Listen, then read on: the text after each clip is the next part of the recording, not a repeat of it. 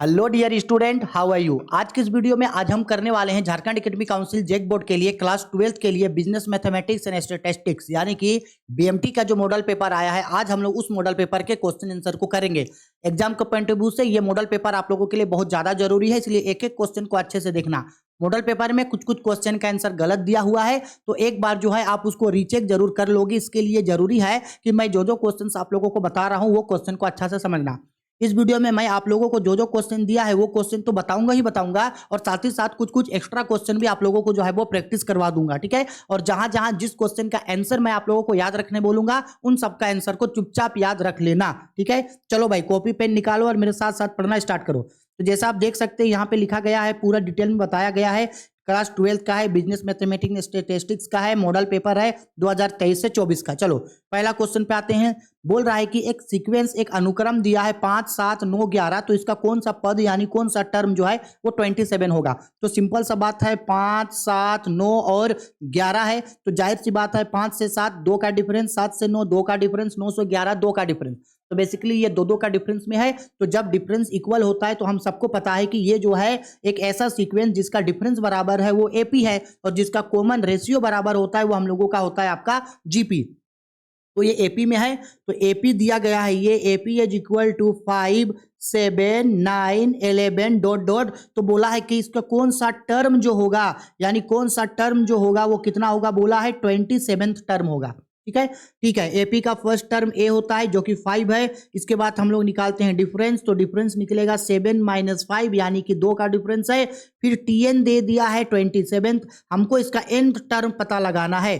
तो बताओ जी, दिए रखा है टीएन इज इक्वल टू 27। हम सबको पता है टीएन का फॉर्मूला होता है A plus bracket n-1 into D is equal to 27। इसका मतलब है ए दिया है 5 प्लस ब्रैकेट n दिया है हम लोगों का, निकालना है n-1 इंटू डी है हम लोगों का 2 इज इक्वल टू 27। चलो अब इसको हम लोग यहाँ से सोल्व करते हैं, तो ये हो जाएगा 5 प्लस 2 को n से मल्टीप्लाई करेंगे तो 2n हो जाएगा, फिर -2 इंटू 1 2 इज इक्वल टू हो गया ये 27। इसका मतलब है अब देखो 5 से 2 घट जाएगा तो ये होगा 3 plus 2n is equal to हो गया 27 is equal to 2n is equal to 27 minus 3 is equal to 2n is equal to ये हो गया हम लोगों का 24। इसका मतलब है कि n इज इक्वल टू हो गया 24/2। इट्स मीन कि n इज इक्वल टू हो गया है हम लोगों का 12। इसका मतलब है कि ये जो जीपी एपी दिया है इसका कौन सा टर्म जो है वो हम लोगों का आपका 27 होगा।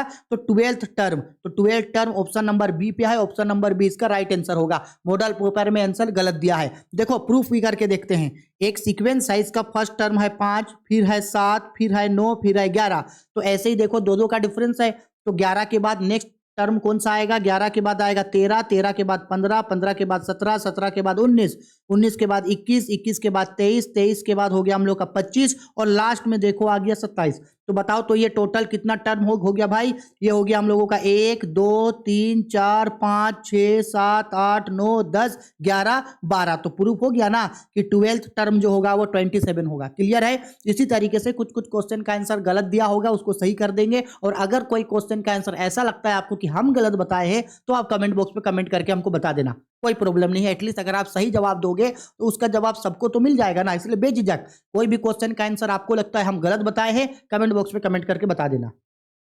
आगे आते हैं क्वेश्चन नंबर 2 पे, ठीक है।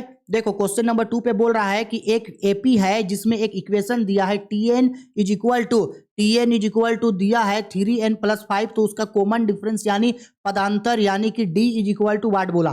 तो सिंपल सा बात है, जब ऐसा सीक्वेंस दी रखा है tn is equal to 3n + 5, तो हमको करना कुछ नहीं है, हमको हर जगह वैल्यू पुट करना है। चलो मान लेते हैं, हम मान लेते हैं, सबसे पहले हम मान लिए चलो कि n के जगह हम पुट कर दिए वैल्यू 1। इसका मतलब है 3 इंटू एन है, यानी 3 इंटू 1 + 5, यानी कि 3 × 3 और 5 हो गया 8। फिर मान लेते हैं चलो n इज इक्वल टू हो गया 2, यानी 3 इंटू एन के जगह 2 माने हैं 2 + 5, यानी 3 दूनी 6 और 5 11। फिर चलो एक और मान लेते हैं n इज इक्वल टू 3, यानी 3 इंटू एन के जगह हो जाएगा 3 + 5, 3 × 9 और 5 हो गया हम लोगों का 14। अब बताओ, जब एपी हमको पता चल गया है कि एपी है, इसका एपी क्या है, जब एपी पता चल गया कि एपी का फर्स्ट टर्म 8 है, सेकेंड टर्म 11 है, 14 और थर्ड टर्म जो है 14 है, इसी तरीके से आगे बढ़ेगा। तो डी निकालने बोल रहा है, तो डी निकालता कैसे है, T2 माइनस T1 माइनस करके, तो 11 माइनस 8 इज इक्वल टू 3 आ गया। तो इसका राइट आंसर होगा हम लोग का ऑप्शन नंबर सी यानी 3। ठीक है सर जी।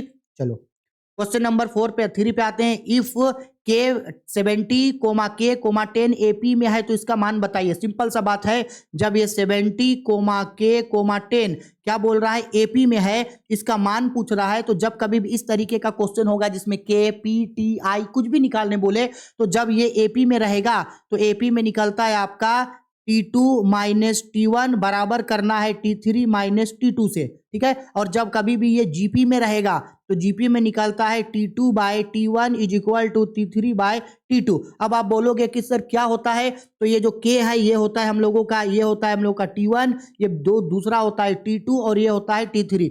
पहला term T1, second term T2, third term होता है T3। तो अब बताओ, ये तो एपी में दिया है, इसका मतलब है T2 minus T1 is equal to करेंगे T3 माइनस T2। अगर कभी जीपी बोलता तो T2 divided by T1 is equal to T3 divided by T2। तो चलो भाई, ये T2 कितना हो गया हम लोगों का, K माइनस T1 कितना है 70 इज इक्वल टू T3 कितना है हम लोगों के लिए 100 माइनस T2 कितना है हम लोगों के लिए K। इसका मतलब है K इज इक्वल टू, उधर में जो माइनस K है इक्वल टू के इधर आएगा तो माइनस बदल जाएगा प्लस में, इज इक्वल टू 100 प्लस, ये 70 प्लस में है, उधर चला गया तो माइनस में हो जाएगा 70, यानी कि ये हो जाएगा हम लोगों का 2K इज इक्वल टू 170 हो गया। यानी कि ये K is equal to 170 divided by 2, यानी कि ये हो गया 85, यानी 85 ऑप्शन नंबर बी पे है, यानी 8 का आंसर होगा हम लोगों का ऑप्शन नंबर बी। क्लियर है सर जी। चलो हो गया ये, आगे बढ़ते हैं। नेक्स्ट आते हैं हम लोग क्वेश्चन नंबर 4 पे। ओहो माय गॉड सॉरी। नेक्स्ट आते हैं हम लोग क्वेश्चन नंबर 4 पे। देखो क्वेश्चन नंबर 4 पे बोल रहा है, अगर ए और बी गुणोत्तर माध्य है तो, यानी कि जीएम मीन होगा क्या, ए और बी का। तो सिंपल बात है, फॉर्मूला होता है GM is equal to root A B. ठीक है। तो इसका राइट फॉर्मूला होगा ऑप्शन नंबर सी। ठीक है। अगर 3 टर्म रहता ए बी सी तो जीएम का फॉर्मूला होता है GM is equal to root A into B into C. ठीक है। चलो क्वेश्चन नंबर 5, एक गुणोत्तर श्रेणी में तीसरा पद 4 है तो इसके प्रथम 5 पदों का गुणनफल क्या होगा। If the third term is in GP is fourth, the product of first term, the product of first 5 term. देखो सिंपल बोल रहा है कि एक जीपी दिया है, क्या दिया है, एक ज्योमेट्रिक प्रोग्रेशन जीपी। अगर इसका तीसरा पद यानी T3 इज इक्वल टू 4 है तो इसका प्रथम 5 पदों का योग बताइए, यानी फर्स्ट 5 टर्म का आंसर। तो हम इसका आंसर आपको डायरेक्ट समझा दे रहे हैं, आपको इसका ट्रिक याद रख लेना है कि देखो 3 टर्म का वैल्यू कितना दिया है 4, तो 4 लिखेंगे और निकालना कितना का है 5 का, तो पावर 5। ठीक है। इसको मल्टीप्लाई कर देना, या तो ऑप्शन में अगर 4 का पावर 5 होगा तो उसी को टिक मारना, नहीं होगा अगर वो तो इसको मल्टीप्लाई कर देना 4 इंटू 4 इंटू 4 इंटू 4 इंटू 4, 5 बार मल्टीप्लाई करेंगे तो 1024 आएगा, ऑप्शन नंबर बी आंसर।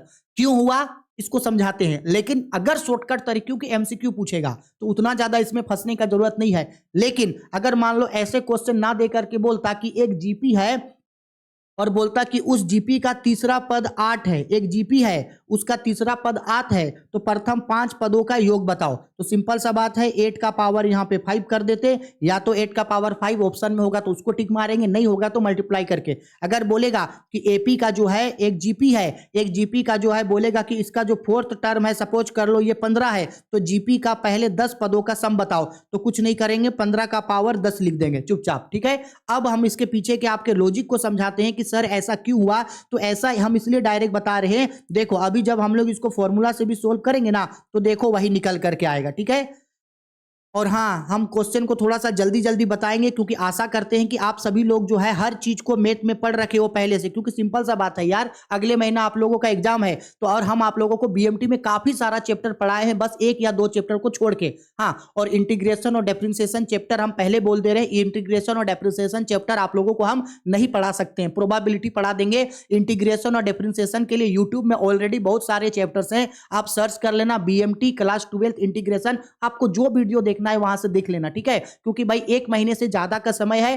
अगर 2 बार 3 बार 4 बार यानी 2 से 3 वीडियो देख लेना, आपको समझ में आ जाएगा। और हाँ, इंटीग्रेशन और डिफरेंशिएशन में उसी टाइप के क्वेश्चंस को पढ़ना जिसका क्वेश्चन मॉडल पेपर में जिक्र है। हम इंटीग्रेशन और डिफरेंशिएशन इसलिए आप लोगों को नहीं पढ़ाएंगे क्योंकि क्वेश्चन में ऑप्शन होगा इंटीग्रेशन डिफरेंशिएशन को छोड़ के बाकी क्वेश्चन बना देना आप, ठीक है। लेकिन अगर आपको पढ़ना है तो आप दूसरे यूट्यूब चैनल से पढ़ लेना उसको।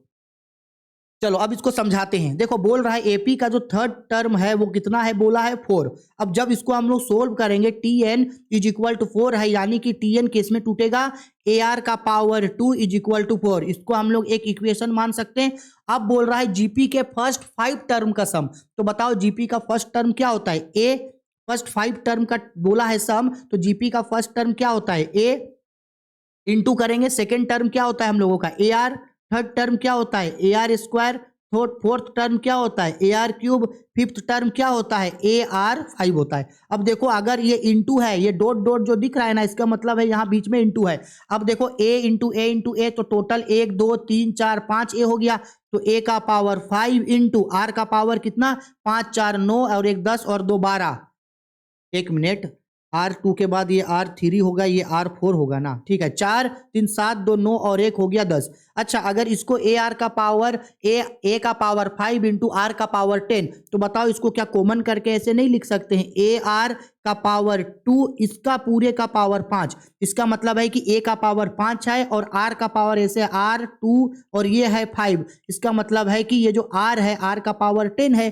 आया समझ में? इसी चीज को उस ऑर्डर में हम लोग क्या कर दिए, वहां पे लिख दिए, ठीक है। चलो अब इसको हम लोग कर देते हैं यहां से इरेज। अब चलो अब वैल्यू पुट करो। अब हमको एक बात बताना, यहां अगर है ये ए आर का AR2, तो ऊपर देखो इक्वेशन में AR2 कितना था, 4। तो इसकी जगह 4 डाल दो और पावर 5। तो देखो ना, ले दे करके लास्ट में हम यहीं पे निकल करके आए कि नहीं। यही चीज के लिए तो हम आप लोगों को शॉर्टकट ट्रिक बताए थे ना, कि जिसको निकालने बोलेगा उसको नीचे लिखेंगे और पावर को ऊपर डाल करके सोल्व कर देंगे। देखो 4 का पावर 5, और इससे पहले जो शॉर्टकट तरीका बताए थे उसमें भी तो वही था वो, ठीक है ना। या तो ऐसे बनाओ या वैसे बनाओ, जैसे आपको मन करे। चलो आगे बढ़ते हैं। नेक्स्ट आते हैं हम लोग क्वेश्चन नंबर 6 पे। 6 पे बोल रहा है एक श्रेणी है 2 8 3, तो इसके प्रथम 5 पदों का योग निकालने बोल रहा है। देखो योग बोला तो ये 2 8 और 32 जो है, पहले बताओ ये एपी में है, जीपी में या एचपी में। एपी में तब होगा जब इसका कॉमन डिफरेंस बराबर होगा। तो 2 से 8 6 का डिफरेंस है, 8 से 32, यानी ये एपी नहीं है आपका। जीपी के लिए रेशियो बराबर होना चाहिए, यानी 8/2 is equal to 4, 32 divided by 8 is equal to 4। सही है, यानी ये जो सीरीज दिया गया है मेरा, ये सीरीज हम लोगों का किसमें है, जीपी में है, ठीक है। किसमें है सीरीज, जीपी में, ठीक। अगर ये सीरीज हम लोगों का जीपी में दिया हुआ है, तो चलो अब इसको सोल्व करते हैं हम लोग।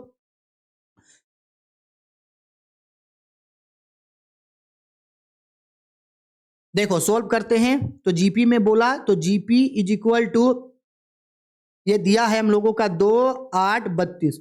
हमको पता है जीपी का फर्स्ट टर्म ए होता है 2, इसके बाद कॉमन रेशियो निकालते हैं 8/2 यानी कि 4। इसके बाद एन इज इक्वल टू कितना बोला है भाई, फर्स्ट 5 टर्म। अब गौर ये करना कि जब कभी भी हम लोग जीपी निकालते हैं तो जीपी निकालने का 2 फॉर्मूला होता है। पहला एसएन निकालने का, एसएन निकालने का 2 फॉर्मूला। पहला, अगर आर बड़ा है 1 से, तो फॉर्मूला होता है S N is equal to A into R का power n-1 divided by r-1। और दूसरा फॉर्मूला होता है जहां आर छोटा होता है 1 से, तो फॉर्मूला होता है ए आर का ए 1 माइनस आर का power n divided by 1 minus R. तो यहां देखो हम लोग का आर जो है वो 4 आया है, यानी 1 से ज्यादा है। तो पहला फॉर्मूला लगेगा, तो पहला फॉर्मूला लगेगा S N is equal to A R का power n-1 divided by r-1, ठीक है। यानी ए कितना है 2 है, इंटू आर कितना है 4 है, 4 का पावर n कितना है 5 -1 डिवाइडेड बाय हम लोगों का कितना हो गया, एक मिनट रुको। अगर इसको इतना बड़ा फॉर्मूला से सोल्व कर रहे हैं हम लोग, तो अगर ये 3 टर्म है, तो 3 का पावर अगर हम लोग मान लो कि अगर 5 करते हैं सपोज, तो 3 इंटू 3 इंटू 3 इंटू 3 इंटू 3 करते हैं। अगर रुको, एक तरीका समझ में आ रहा है। 3 तिहाई 9 होती है 27, 27 तिहाई 91, 3 होती है 27, नहीं होगा, ठीक है। चलो चलो इसको थोड़ा सा इरेज करते हैं। चलो जी देखो, अब इसको हम लोग सोल्व किया जाए यहाँ से। और ये r कितना है, r है हम लोगों का 4 माइनस 1 का 1 हो गया। तो अब जब इसको सोल्व करेंगे तो 2 इंटू r का पावर 5 है तो r का पावर 5 हो जाएगा 1024 माइनस 1 डिवाइडेड बाय हो गया 3, 4 से 1 घट जाएगा तो ये हम लोगों का हो गया 2 इंटू 1024 से 1 घटेगा 1023 डिवाइडेड बाय हो गया 3। इसका मतलब है जब मल्टीप्लाई करेंगे तो मल्टीप्लाई करके मेरा ये कितना निकल करके आ जाएगा, देखो हम पहले से करके रखे मल्टीप्लाई तो आ जाएगा ये 2462046 तो ये आ जाएगा हम लोग का 682। अब देखो 682 कितना ऑप्शन पे है, ऑप्शन नंबर 1 पे है तो 6 का आंसर होगा ऑप्शन नंबर 1। आया समझ में? चलो आगे बढ़ते हैं 7 नंबर क्वेश्चन पे। 8/3 तथा 4 के बीच हरात्मक माध्य रखिए। What does the harmonic mean, harmonic mean मतलब HM बिटवीन 8/3 एंड 4। तो देखो जब कभी भी HM हार्मोनिक मीन निकालने बोलेगा तो फॉर्मूला होगा 2AB divided by A plus B। अब आप बोलोगे A का मतलब क्या है सर जी, A का मतलब है 8/3 ये जो पहला टर्म दिया है और इसके बाद जो B होता है, इसके बाद जो B होता है वो होता है सेकेंड टर्म जो 4। दोनों बता दिए, इस फॉर्मूले पे डाल देना, डाल करके आंसर आ जाएगा। ठीक है चलो 7 हो गया। 8 नंबर बोला गया है यदि 15PR इज इक्वल टू 2730 है तो R का मान बताइए। ई 15PR इज इक्वल टू 2730 तो R का वैल्यू बताना है। तो देखो ये बेसिकली परमुटेशन का क्वेश्चन है और हम इसको जब आप लोग को ये पढ़ाए थे चैप्टर तो हम दो तरीके से आप लोगों को इसका कॉन्सेप्ट बताए थे, एक लॉन्ग तरीका और एक शॉर्ट। और चूंकि ये MCQ क्वेश्चन है तो हम अभी आपको शॉर्ट क्वेश्चन बता रहे, कुछ नहीं करना है। ये 15PR इज इक्वल टू 2730 है, इसका मतलब है 15PR इज इक्वल टू ये जो 2730 है उसका हम लोग फैक्टोरियल तोड़ेंगे यानी उसका एलसीएम लेंगे, उसको गुणनखंडन में तोड़ेंगे। तो 2730 का चलो एलसीएम लेते हैं तो 2 से एलसीएम लेंगे तो 2 × 2 हो जाएगा। इसके बाद 3 दूनी 6, इसके बाद 3 छक 12 हो गया, 2 5 10 हो गया। फिर 3 से डिवाइड होगा तो 3 चौके 12, 3 5 15, 3 5 15। अब ये 3 से नहीं होगा 5 से होगा तो 5 9 45, 5 × 5। अब ये किससे कटेगा, 2 से नहीं, 3 से नहीं, 4 से नहीं, 5 से नहीं, 7 से कट जाएगा। 7 से कटेगा ये 13 7 91 तो अब तो 13 नहीं कटेगा तो एक गुणनखंडन हो गया इसका 13। अब ये जो गुणनखंडन इसका निकाले हैं, एलसीएम जो निकाले हैं, अब उसको एक अच्छे तरीके से तोड़ना जो असेंडिंग ऑर्डर में टूट जाए। तो देखो तो ये 13 हो गया। अब देखो तो 7 दूनी 14 तो इन दोनों को मल्टीप्लाई करेंगे तो 14 आ जाएगा एक, और 3 5 15 15 हो जाएगा। यानी 2730 का एलसीएम को हम लोग 15 × 14 × 13 में तोड़ सकते हैं। अगर ये और टूटता, सपोज कर लो 12 13 के बाद 12 आता तो और तोड़ देते। ठीक है, यानी तोड़ना हमेशा असेंडिंग ऑर्डर में है। 15 14 13 को आप उसको पलट के 13 14 15 भी लिख सकते हैं। यानी ये बताओ R कितना डिजिट में टूटा, ये 3 डिजिट में टूटा, यानी R इज इक्वल टू 3 होगा। जिसमें 2 डिजिट में टूटेगा उसमें 2 होगा तो R इज इक्वल टू हो गया 3। अब अगर मान लो ये क्वेश्चन, सपोज कर लो कि अगर आपको ये क्वेश्चन जो है वो समझ में नहीं आया, ऊपर ऊपर आपका खोपड़ी से ऊपर ऊपर ये चीज निकल गया, तो देखो आप लोगों को समझाने के लिए एक और क्वेश्चन हम भाई आप लोगों को बता रहे हैं। सपोज कर लो 6PR इज इक्वल टू 30 दिया है और आपको बोल रहा है R इज इक्वल टू 1। तो सेम करेंगे, यहाँ पे 6PR इज इक्वल टू 30 लिखेंगे। अब हम लोग सबसे पहले 6PR इज इक्वल टू 30 का एलसीएम और एलसीएम को असेंडिंग ऑर्डर में तोड़ेंगे। तो 2 से एलसीएम लेंगे तो 15 होगा, 3 से एलसीएम लेंगे तो 5 होगा। अब देखो 2 × 3 × 5, तो देखो ये तो 5 एक है, लेकिन 3 दूनी कितना होगा, ये 6, तो एक 5 टूटेगा और एक 3 दूनी 6, यानी कि 6 × 5। तो R कितना डिजिट में टूटा, 2 डिजिट में, 6 और 5, तो R इज इक्वल टू हो गया आंसर 2। है समझ में? आप बोलोगे सर 2 × 3 × 5 को क्यों नहीं छोड़ दिए, क्योंकि देखो 2 के बाद 3 आया, लेकिन 3 के बाद 5 थोड़ी 4 आता।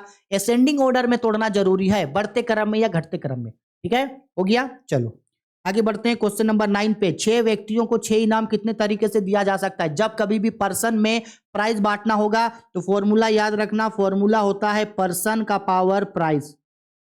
पर्सन का पावर प्राइस, पर्सन कितना है भाई, पर्सन है हम लोगों का 3 और प्राइस कितना है 6, तो 3 का पावर कितना होगा 6। ये हम लोगों का आंसर नंबर ऑप्शन नंबर है। हमेशा याद रखना जब कभी भी पर्सन को प्राइस बांटेंगे तो पर्सन का पावर प्राइस। ठीक है, आगे क्वेश्चन नंबर 5 पे 5 व्यक्ति को एक गोल मेज के चारों ओर कितने तरीके से बैठाया जा सकता है? In how many ways 5 person can be seat around a circle table. देखो ये सर्कल टेबल है और 5 लोगों को बैठाना है, 1 2 3 4 5 5 लोगों को बैठाना है। Suppose A B C D E, और जब कभी भी बात सर्कल का होता है गोल से तो फॉर्मूला होता है फैक्टोरियल n-1। n का मतलब होता है नंबर, 5 लोग है, 5 - 1 का फैक्टोरियल घटेगा तो 4 का फैक्टोरियल, 4 का फैक्टोरियल टूटेगा तो 4 × 3 × 2 × 1। हम सब चीज पढ़ाए हैं आप लोग को। 4 तिया 12, 12 दूनी 24, 24 से कम 24, तो इसका राइट आंसर होगा ऑप्शन नंबर डी।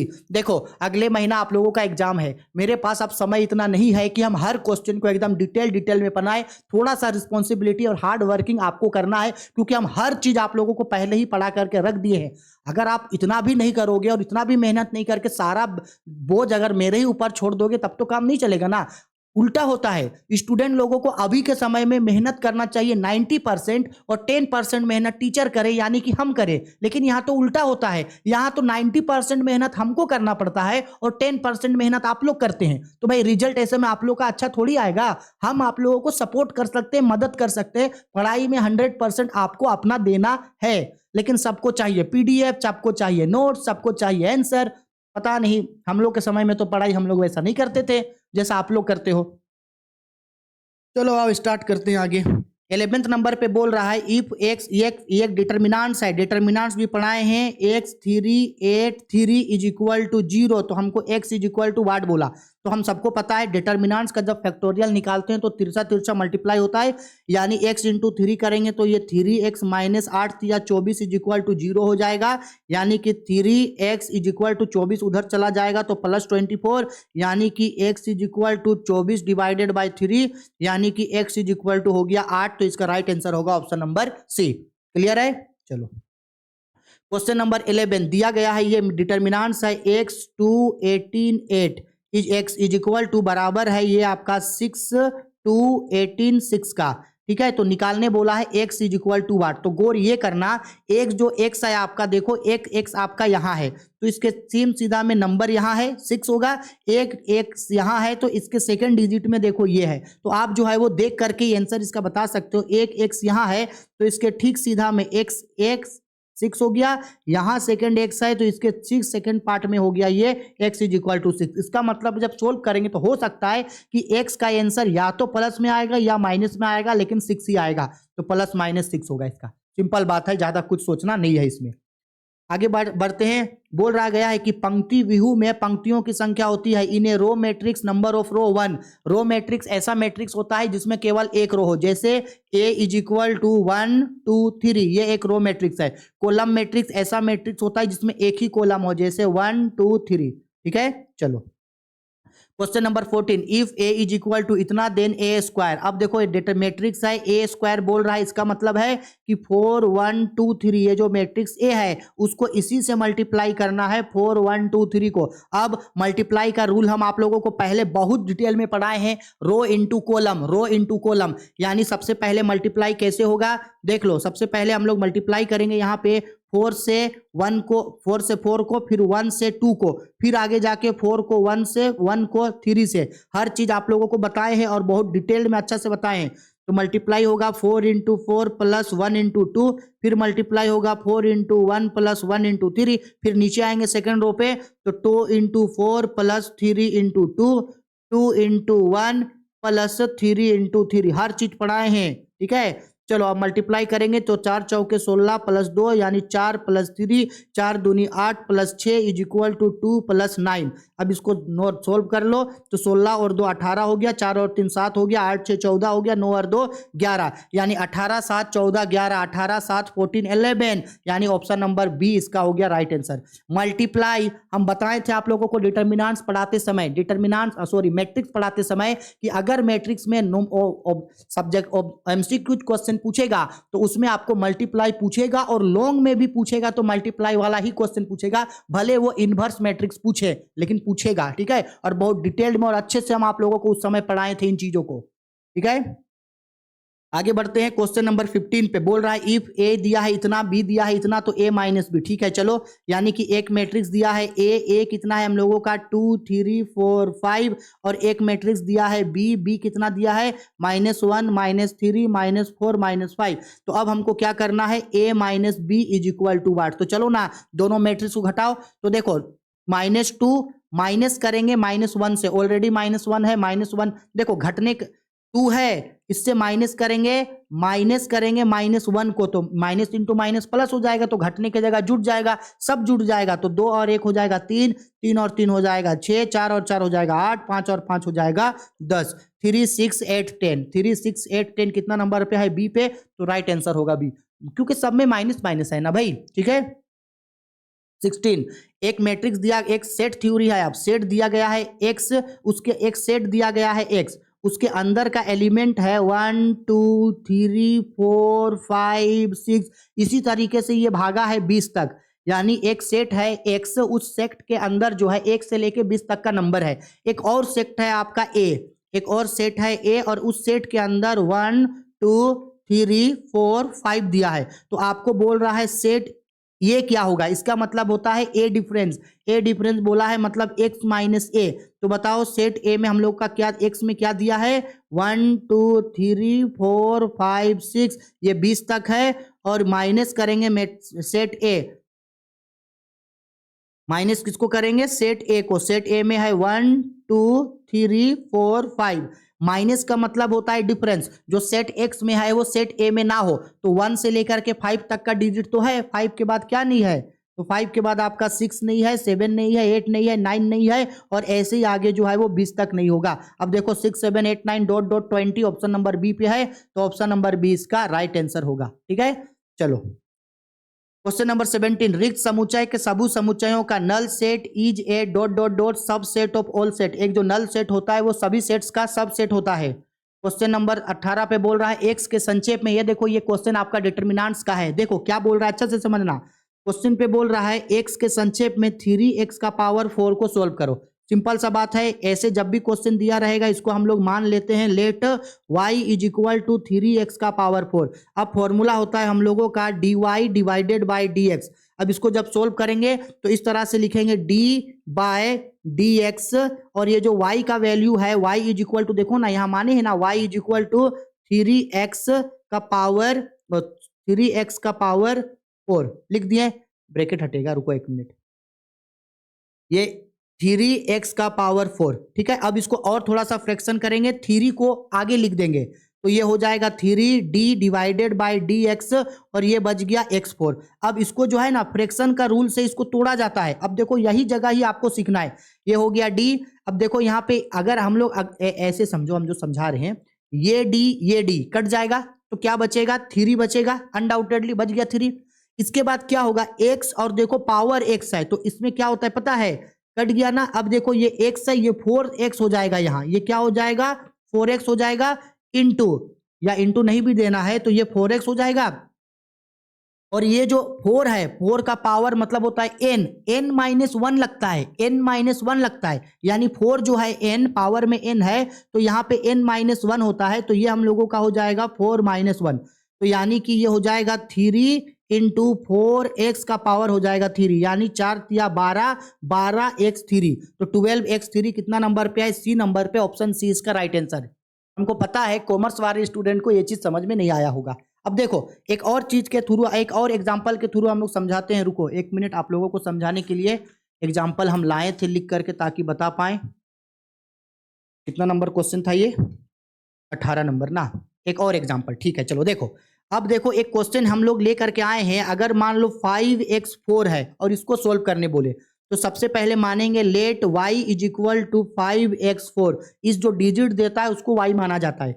अब फॉर्मूला होता है dx, फॉर्मूला होगा आपका dy डिवाइडेड बाय dx। अब बताओ dy में क्या होगा? तो dy में होगा हम लोगों का, ऐसे लिखेंगे d डिवाइडेड बाय x और यहाँ पे y, इसका मतलब है d डिवाइडेड बाय dx, और y के जगह उसका वैल्यू 5x का पावर 4। अब इसको एक बार और तोड़ेंगे तो ये हो जाएगा 5d डिवाइडेड बाय dx और x का पावर 4। ये जो पावर 4 होता है उसका मतलब होता है कि वो n है। अब देखो ये हो जाएगा 5, अब d कट गया, d और d कट जाएगा। अब ये जो n है उसको मल्टीप्लाई होता है नीचे से, तो इंटू ये हो जाएगा 4x, और ये जो 4 है उसमें से माइनस हो जाएगा 1, यानी कि 3 आता है, ठीक है। अब देखो ये हो गया हम लोगों का 5 इंटू, 1 मिनट, एक स्टेप और आप लोग को समझा रहे हैं इसको, चलो इसको हटाओ। यहां तक समझ में आ गया। अब देखो डी से डी कैंसिल हो जाएगा या ऐसे टूटेगा, देखो डी हो गया कैंसिल 5 और ये जो पावर है 4 इंटू एक्स होता है, 4 इंटू एक्स और ऊपर होता है हम लोगों का आपका n-1, ये समझा रहे हम। तो 5 इंटू ये हो गया 4x और n कितना है 4 है, 4 माइनस 1 यानी कि 5 इंटू 4x का पावर 3 यानी 4 पचे 20, 20 का पावर हो जाएगा x3।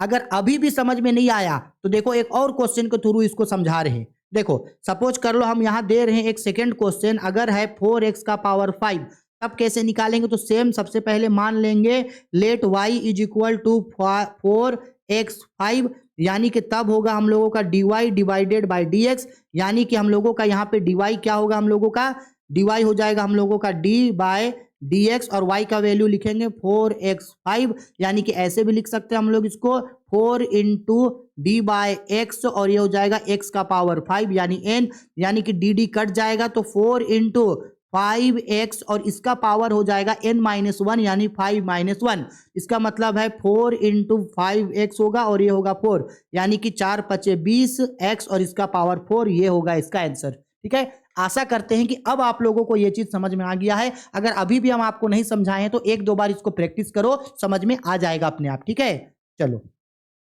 अब देखो ये क्वेश्चन नंबर 19, हम क्वेश्चन नंबर 19 ये जो है आपका इंटीग्रेशन का क्वेश्चन है। ठीक है, बेकार का या झूठ मूठ का वादा हम आपसे कुछ नहीं करेंगे, हम बस बीएमटी में जो है इंटीग्रेशन और डिफरेंशिएशन का ही चैप्टर है जिसको हम आप लोगों को नहीं पढ़ा पाएंगे। इसके लिए आप किसी और चैनल के थ्रू जो है इसको पढ़ सकते हो। इन दो चैप्टर को छोड़ के बाकी बीएमटी का एक एक चैप्टर हम आप लोगों को करा चुके हैं, बस एक चैप्टर मेरा बचा हुआ है प्रोबेबिलिटी, जो हम कल से स्टार्ट करेंगे और 2-3 दिन के अंदर प्रोबेबिलिटी खत्म। बच्चा ये दो चैप्टर है जो हम आप लोगों को नहीं पढ़ा पाएंगे क्योंकि ये दो चैप्टर में मेरा अच्छा से कमांड नहीं है। यह चैप्टर उतना हार्ड नहीं है लेकिन ये दो चैप्टर में मेरा कमांड नहीं है। अब जब कमांड नहीं है तो जब हम खुद नहीं जानते हैं तो आपको हम क्या सिखाएंगे। ठीक है ना, बेकार का झूठ मूठ का वादा करके क्यों। अभी आपके पास समय है, दूसरे YouTube चैनल से देख लेना, इंटीग्रेशन और डिफरेंशिएशन वहां से पढ़ लेना। उसके अलावे बीएमटी का बाकी सभी सब्जेक्ट का एक एक क्वेश्चन का, एक एक चैप्टर के एक एक क्वेश्चन को हम आप लोगों को कराए हैं पूरा डिटेल्ड में। ठीक है, तो ये जो क्वेश्चन नंबर 19 है ये बेसिकली आपका इंटीग्रेशन का है। हम आपको इसका आंसर डायरेक्ट याद रखने बोल देंगे। अगर दिया क्वेश्चन में तो सेम यही क्वेश्चन आपको डिट्टो एग्जाम में देगा, इसी को कॉपी मार के देगा, चेंज करके पलट के कुछ नहीं देना रहा तो यही क्वेश्चन देगा। और इसका नॉर्मल क्वेश्चन याद रख लेना, इसका आंसर होगा 1, इसका आंसर होगा 1। कुछ नहीं सोचना कि सर ऐसा क्यों हुआ, कैसे नहीं हुआ, ऐसे थोड़ी ना होता है, कुछ नहीं भाई। बाकी एमसीक्यू सबको आप जो है बाकी सब्जेक्ट को याद करते हो ना, रट्टा मारते हो ना, इसका आंसर को भी रट्टा मार लो, खत्म। ठीक है, आगे बढ़ते हैं क्वेश्चन नंबर 20, ये 20 भी हम नहीं पढ़ा पाएंगे। ठीक है, क्वेश्चन नंबर 21 में बोला जा रहा है daily wages of 12 family are, 12 फैमिलियों का ये वेजेज है 280, 180, 96, 98, 104, 75, 80, 94, 100, 75, 60 और 200। समांतर माध्य की गणना करें यानी अर्थमेटिक मीन। तो हम सबको पता है mean is equal to formula होता है आपका सिग्मा एक्स बाय एन। अब एन एक्स का मतलब है कि इन सबको जोड़ो यानी 228, 180, 96, 98, 104, 75, 80, 94, 100, 75, 60 और 200, इन सबको जोड़ो। तो जब इन सबको जोड़ेंगे तो इन सबको जोड़ करके मेरा आएगा, एक मिनट कहीं जोड़े थे शायद, जोड़ करके आंसर आएगा इसका 1982 आएगा। और डिवाइडेड बाय एन का मतलब नंबर यानी 12 नंबर है, तो डिवाइड करेंगे तो डिवाइड करके आएगा 165.16, पॉइंट के बाद 6666 आएगा, 2 डिजिट तक लिए। तो ये देखो ऑप्शन नंबर ए पे है, तो इसका राइट आंसर आएगा हम लोगों का ऑप्शन नंबर ए। ठीक है, आगे 22 नंबर पे बोल रहे हैं माध्य केंद्रीय प्रवृत्ति की एक अच्छी विधि होती है क्योंकि am is the best measure of the centre tendency, because इसको कैलकुलेट करना बहुत ही आसान होता है, कैलकुलेट करने में इजी होता है इसलिए। क्वेश्चन नंबर 23 पे बोल रहा है 6 संख्याओं का औसत 8 है, 7वीं संख्या क्या होगी जिससे औसत 10 हो जाए। The average of 6 number is 8, what is the 7th number so that the average becomes 10। अच्छा, बोल रहा है कि 6 संख्याओं का औसत जो है वो 8 है। ठीक है, और बोल रहा है कि 7वां संख्या क्या है जिसको लेने से जो एवरेज है वो 10 हो जाए। अच्छा, हमको तो नहीं पता 7th नंबर कौन है, तो चलो मान लेते हैं let 7 number is equal to x, हम मान लिए। ठीक है। अब क्वेश्चन में बोला है 6 नंबर का एवरेज 8 है। अच्छा हमको एक बात बताओ तो, किसी भी चीज का जब हम लोग एवरेज निकालते हैं, एवरेज तो वो कैसे निकलता है? तो एवरेज निकलता है सम डिवाइडेड बाय टोटल। देखो सम डिवाइडेड बाय एन यानी नंबर। अभी देखो हम लोग इस क्वेश्चन में यहाँ देखो, अभी देखो यहाँ हम लोग एन निकाले ना, एक मीन निकाले, तो भाई मीन का ही तो मतलब होता है एवरेज निकाले। तो कैसे निकाले? सिग्मा एक्स मतलब टोटल सम डिवाइड किए एन से। समझ में आया? तो उसी पैटर्न में ही देखो इसको निकालेंगे। अच्छा एवरेज का फॉर्मूला ये है, अगर मान लो एवरेज का फॉर्मूला ये है तो और हम लोग क्या निकालना है? हम लोगों को सम, सम निकालना है ना। तो जब सम इस फॉर्मूले को देखो, एवरेज का फॉर्मूला है, तो जब सम निकालने चलेंगे तो sum is equal to formula होगा एवरेज इनटू नंबर। तो बताओ तो भाई ये जो हम लोगों को दिया है, एवरेज दिया है 8 और नंबर कितना है 6, यानी 6 नंबर का जो एवरेज 8 है उसका सम कितना होगा? 8 छक 48, 48। क्लियर? अब हमको पता जब चल गया कि जो 6 नंबर्स है मेरा उसका सम जो है मेरा कितना है? 48 है। ठीक है। अब इसमें अगर एक नंबर को जोड़ देंगे तो ये 7th नंबर बन जाएगा, यानी ये जो 48 है मेरा, ये 48 है। जब हम यहाँ एक नंबर को जोड़ेंगे और वो एक नंबर क्या होगा? एक्स को जोड़ेंगे, तो ये मेरा कितना टर्म बन जाएगा? 7th टर्म बन जाएगा। ठीक। और इसका सम कितना होना चाहिए बोल रहा है? 10। इसका सम 10 होना चाहिए। हो गया। 6 डिजिट का सम था आपका 48। 48 में एक डिजिट जोड़ेंगे, एक डिजिट कौन है? एक्स। जोड़ दिए तो वो 7 हो गया और टोटल सम जो होगा वो आपका कितना होगा? 10 होगा। लिख दिए।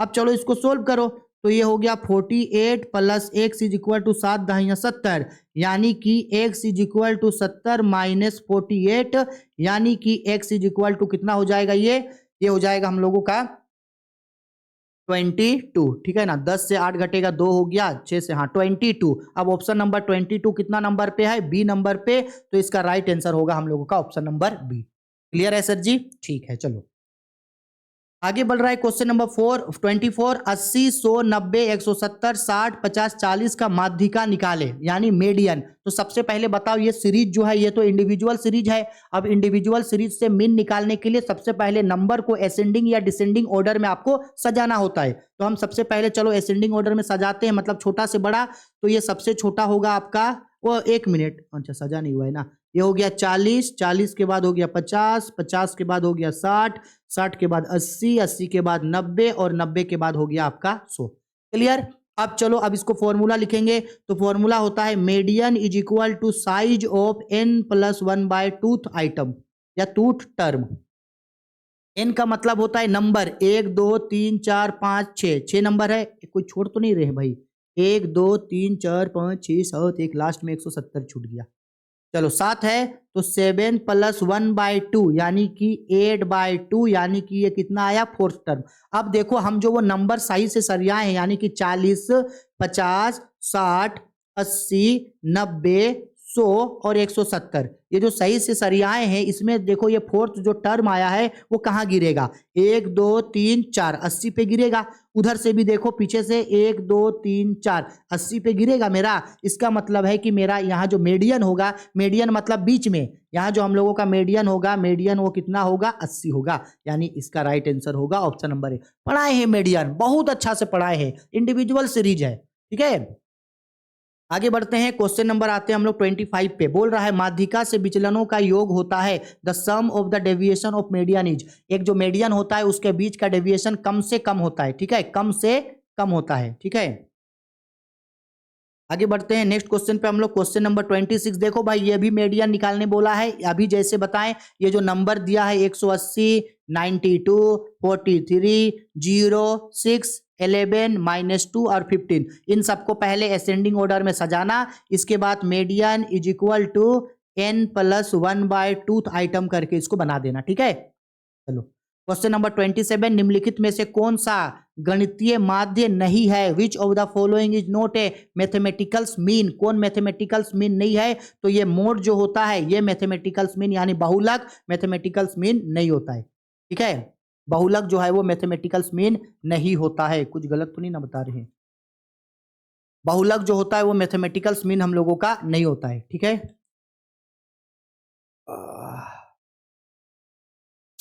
ना कमर दुख रहा है। देखो क्वेश्चन नंबर 28, ये क्वेश्चन नंबर 28 पे बोल रहा है 40 महिलाओं 40 महिला मजदूरों के एक समूह का औसत 5200 है। अच्छा, हम इसको थोड़ा डायरेक्ट बता रहे हैं। हाँ देखो, सिंपल सा बात है, ये बोल रहा है कि 40 महिला जो काम करती है उन लोगों का पूरा ग्रुप को मिला करके मजदूरी 5200 है, यानी कि N1 इज इक्वल टू 40 है, तो इसका जो मीन 1 है वो 5200 है, 5200। और पुरुष में भी देख लो, 6 पुरुषों का औसत मजदूरी 6800 है, यानी N2 इज इक्वल टू 6800। तो 60 मजदूर है ना, 60 मजदूर का औसत मजदूरी यानी कि मीन टू है इन लोग का 6800। तो इन लोग का संयुक्त वेतन यानी कि कंबाइंड, तो हम सब आप लोगों को पढ़ाए थे, combined mean is equal to formula होता है हम लोगों का N1 into mean 1 plus N2 into mean 2 divided by N1 plus N2। सब पढ़ाए वाला क्वेश्चन है। तो चलो बताओ, तो यहाँ पे N कितना है हम लोगों का 140 इंटू 5200 हो जाएगा, प्लस N2 कितना है 60 इंटू 6800 हो जाएगा, डिवाइडेड बाय N1 कितना है 40 प्लस N2 कितना है 60। अब जब हम लोग इसको थोड़ा सा यहाँ पे सोल्व कर रहे हैं, हाँ यहाँ पे जब सोल्व करेंगे तो ऊपर ऊपर सबको मल्टीप्लाई करेंगे, 40 इंटू 5200 को तो मल्टीप्लाई करेंगे, तो 1 मिनट हम पहले आप लोगों को बताने के लिए पहले से ही जो है वो मल्टीप्लाई किए थे। तो ये मल्टीप्लाई करके मेरा आएगा 2,08,000, ठीक है, और ये प्लस ये आएगा आपका 2,08,000, ठीक है, ये आएगा आपका 4,08,000 और डिवाइडेड बाय हो जाएगा ये हम लोगों का 100। टोटल जोड़ेंगे तो जोड़ करके होगा 6,16,000, ऐसे कुछ आएगा 100। तो ये कट के आएगा 6,160, 6,160, 6,160 कहाँ है भाई, नहीं है क्या, है ऑप्शन नंबर ए पे, ठीक है। कंबाइंड बोला गया है, कंबाइंड मीन से सोल्व कर देंगे, आंसर निकल के आ जाएगा, ठीक है। आगे क्वेश्चन नंबर 19, 1, 5 व 25 का जीएम बताइए। तो अभी हम पढ़े थे जीएम इज इक्वल टू, अगर 2 डिजिट होता ए और बी तो जीएम का फॉर्मूला होता रूट ए बी, और अभी 2 डिजिट है, 3 डिजिट है ए बी सी, तो फॉर्मूला होगा root A into B into C, तो root under A B C. तो ए का वैल्यू क्या है 1, बी में क्या है 5 और सी में क्या है 25। अब इसका एलसीएम लेकर के इसका गुणनखंडन में तोड़ो ना, तो 1 इंटू 5, 25 का एलसीएम होगा 5 इंटू 5, 1 का ऐसे भी कोई वैल्यू नहीं है, रूट हटेगा तो ये 1 5 बाहर आ जाएगा, तो इसका राइट आंसर होगा ऑप्शन नंबर सी, ठीक है। लास्ट क्वेश्चन 30 नंबर पे बोल रहा है निम्नलिखित में से कौन सा संबंध सही है, which of the following relation is correct. तो आपको एक फॉर्मूला याद रखना है, GM is equal to root A M into H M, GM is equal to root A M into H N, ये इसका एक फॉर्मूला होता है जो आपको याद रखना है, ठीक है। बस हो गया, इतना ही क्वेश्चन हम लोग इस वीडियो में कर रहे हैं, यानी 30 ऑब्जेक्टिव क्वेश्चंस को कर लिए। इसके बाद जो हम लोग करेंगे नेक्स्ट वीडियो में लॉन्ग टाइप के क्वेश्चंस को करेंगे। और देखो, पहले ही हम आप लोगों को बीएमटी में हर चैप्टर को पढ़ा दिए हैं, इंटीग्रेशन और डिफरेंशिएशन छोड़ के, और अभी उतना समय नहीं है कि हर क्वेश्चन को हम उतना डिटेल्ड में आप लोगों को पढ़ाएं।